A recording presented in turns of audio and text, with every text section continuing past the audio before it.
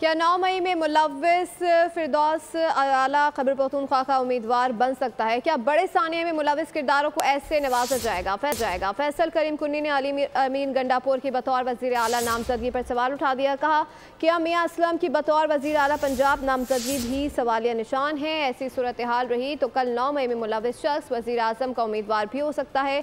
हमें तो कहा गया था कि 9 मई के मनसूबा साजों और मुलव्विस अफराद से निपटा जाएगा।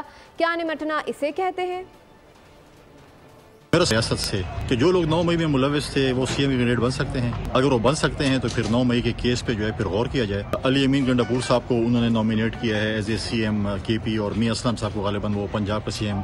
फिर जो अगर ऐसे किस्म के अगर कल कोई वज़ीर आज़म कैंडिडेट आ जाए 9 मई में मुलव्विस हो या किसी और केस 9 मई के केस का जो है फिर दोबारा ज़ेर गौर आना चाहिए। क्योंकि जो 9 मई में मुलव्विस है, हमें तो ये कहा गया था कि 9 मई में मुलव्विस है उनके साथ जो है निपटा जाएगा।